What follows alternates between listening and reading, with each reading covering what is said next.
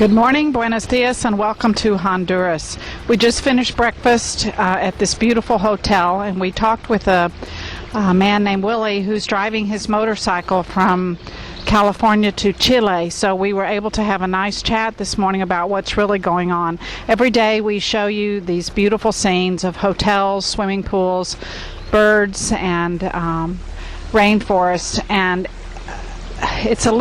we figured out that we're giving you a false impression of part of what's really happening.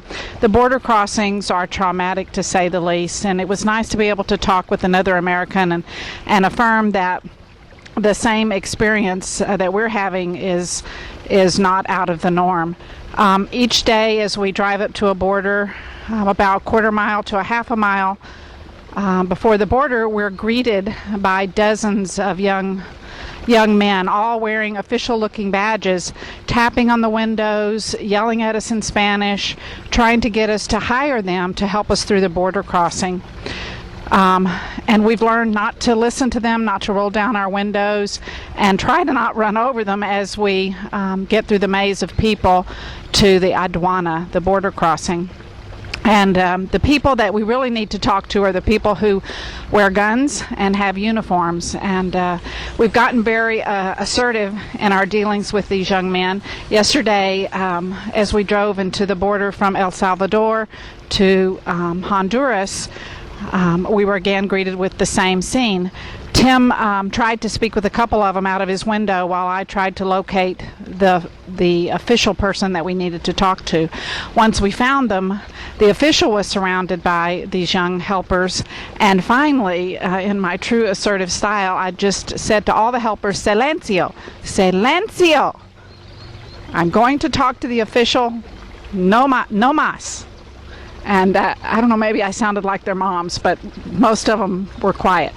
The official took our papers, and while I was doing that, Tim did select one who spoke English to help us through the border. Right from the very beginning, he learned to make a deal with them, and he's told them $10 to get us across the border in 1 hour. This border crossing usually takes 4 to 5 hours.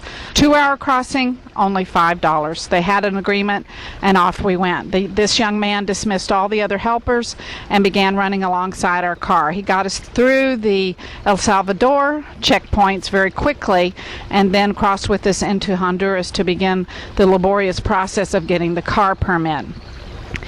Somewhere during that, negotiations went awry, and Tim began screaming swear words in both English and Spanish.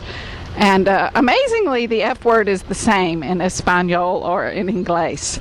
So once they renegotiated, and the problem is they try to get everything they can from you. One of the ways they do get that is by telling you that you have to exchange American money for Honduran money in order to cross the border. So Tim said, "Donde es su jefe? Where is the chief? I want to speak to him." And he found an official who said that you do not need their money, and we were able to pay our fees for the car in U.S. dollars. Once Tim negotiated that, then I saw him in my side mirror making chopping motions, saying word knife, machete. I thought, oh my God, he's promising to kill someone if we don't get through.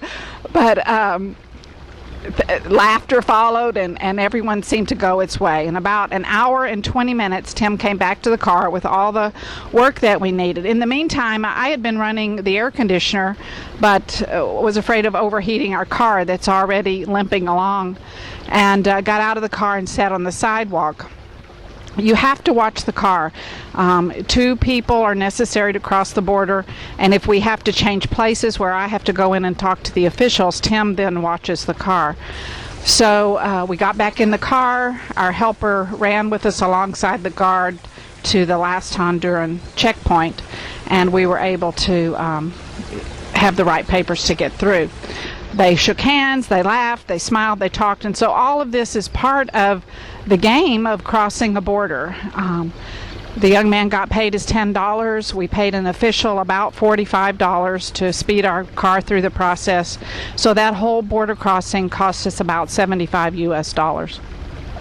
By the time we get through that, we are on a survival high. We high-five each other in the car, we laugh, sometimes we cry. It's just such an arduous, strenuous task that it drains every amount of emotional energy. By the time we get into our hotel, we've long since given up camping. We just want an air-conditioned room with a shower, whether it has hot water or not, so that we can decompress and get ready for the next day's border crossing. At this point, we are ready to be done with the journey. It is beautiful, and we've met some very nice people, but we're ready to be in Costa Rica. I did find out that the knife machete incident was one young man wanted Tim to promise to pay him to sit with the car and me to guard us. And Tim told him that mi esposo is very bad. She has a knife and she has a machete and she's not afraid to use them. So she doesn't need any help at the car. And that was a bit of humor that helped us through the border. We're so happy to be on our way this morning into Nicaragua, which we understand will once again be a very arduous border crossing. After that, one night in Nicaragua, and then the final crossing into Costa Rica. So here we are this morning, ready to leave on our journey. Hey, darling. Yeah, and today is Nicaragua. Nicaragua. And we are feeling good, healthy. Healthy, we slept well. Happy, yeah, 9 hours of sleep. And here we are on our way to Nicaragua. We'll spend 2 days there, and probably by tomorrow night, Friday night, we should be in San Jose, Costa Rica. Yeah. Signing off from Chulateca in Honduras, it's Turbo Tim and Sherry Valentine. I love you, darling. Love you too.